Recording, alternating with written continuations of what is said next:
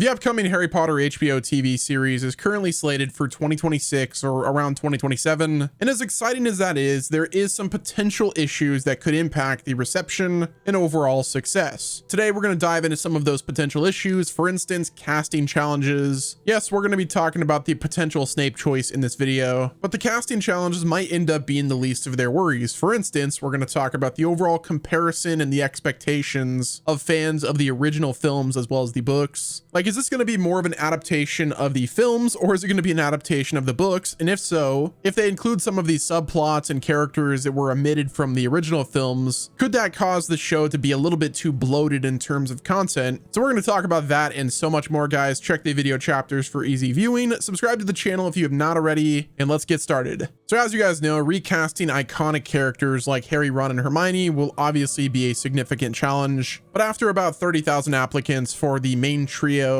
they should be able to find Harry, Ron, and Hermione relatively easy, as well as most of the younger characters that will be in the series. But where the challenges arise are in some of the adult roles. Now, the adult roles for the upcoming Harry Potter series have been a pretty hot topic amongst the community, and we'll get into that in just a second. But casting for the adults in this new adaptation were always going to be the hardest choices for them, and there's a reason why they haven't really set anybody in stone yet, and that's because they're just kind of working through it. And at the current point in time, there's been nobody that's officially been cast in the new Harry Potter series. There's been reports from Hollywood Reporter and Deadline that certain actors have been offered the role, but again, nobody's set in stone. So we're just going to go ahead and dive in. We're going to first talk about the potential Snape casting choice, as well as challenges that they will have for other roles as well. So if you're from my last video, then you know I talked about the potential casting of Snape being Papa Isidu. I believe that's how you pronounce his name. And prior to recording this video, I wanted to do my due diligence. I actually looked up some of Papa Isidu's previous work, and I'd like to play this clip right here. This is from Act 3, Scene 2 of Hamlet from the Royal Shakespeare Company, just to kind of set the stage. So here's the clip right here.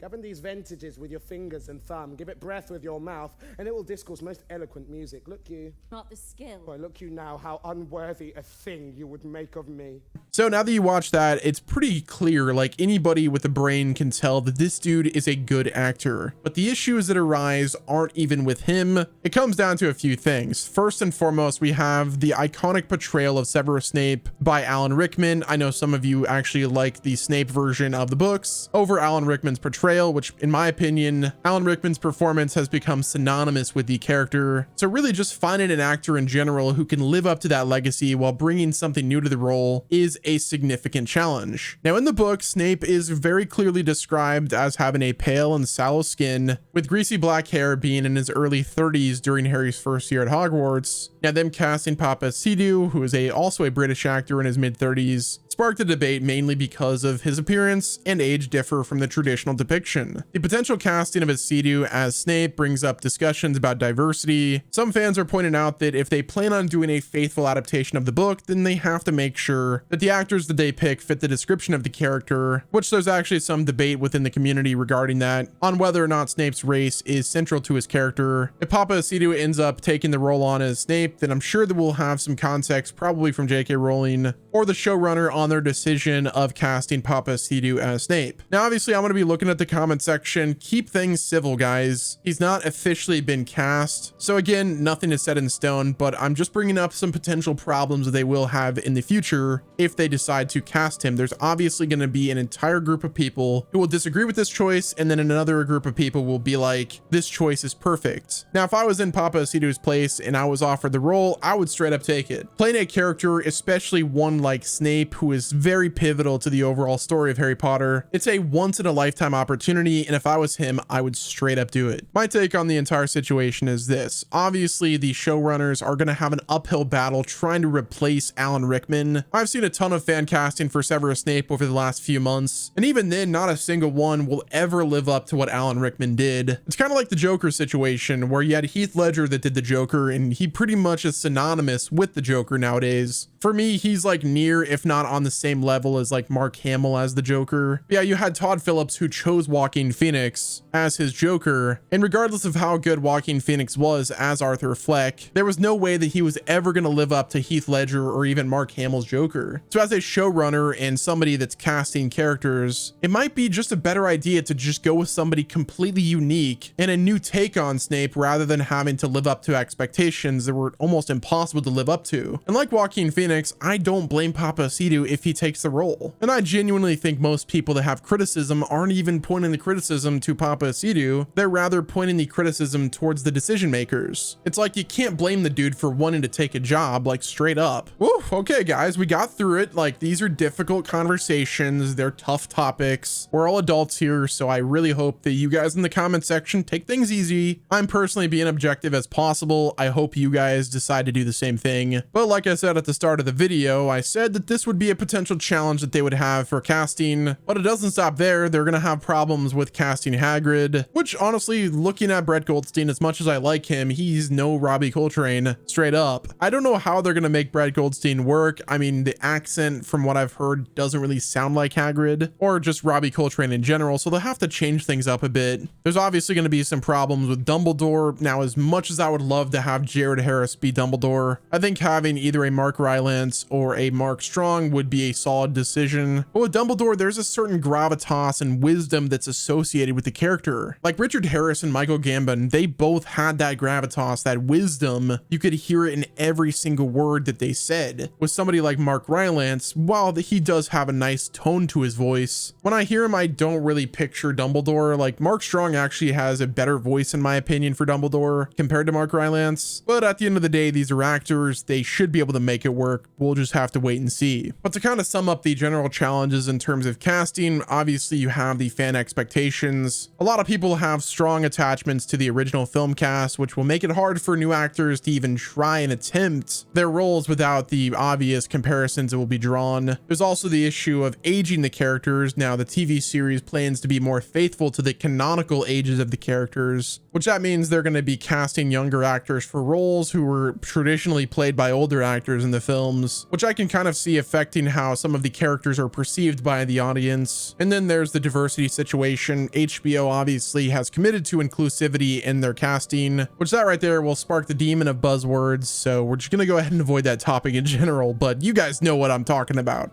Now, shifting gears to some of the other problems, one thing that I have a concern with, which might be a W and might be an L for some people, but the overall TV format will allow for more detailed storytelling, which that right there might be a blessing and also a curse. While it does offer the chance to, dive deeper and really get into the nitty-gritty details of the book's content, including some of the subplots and characters that weren't in the original films. Obviously, we have Peeves back, but while a lot of that is a net positive, there is a risk of including too much bloat from the novels that was cut from the films for time, which that might end up making things less engaging for some of the viewers who like the more streamlined movie adaptations. At the end of the day, bro, people have TikTok brain, dude. If you make things that are so in-depth and detailed, it might get people bored and just kind of turn them off. Now, for me, if there is an extended edition of things that I like, for instance, Lord of the Rings, I will always prefer the extended editions, especially if it's content that I like. I'm down with them going into detail for everything as long as they don't make it boring. I know the books weren't boring, so if they can just kind of translate it well, then it should be pretty exciting. Now, next up, another problem that they might have is the overall production schedule and just overall quality of the show. One of the things that I appreciated about the movies so much was that quality that they had. In modern television nowadays, like, you don't really get that cinema and that high budget look and quality that you would with a full budget film. There's no denying that some television shows look way different than a lot of movies because of their budget as well as how they're shot. That's one of my concerns about the Harry Potter HBO show, is I want to make sure that it has that film look and not just the normal TV show quality look. HBO has actually done a pretty good job at making it look like it's really good quality and kind of retaining that cinema look for a lot of their shows. So I'm not really concerned just yet about the overall look and quality. If they can maintain it, then I'm fine with it.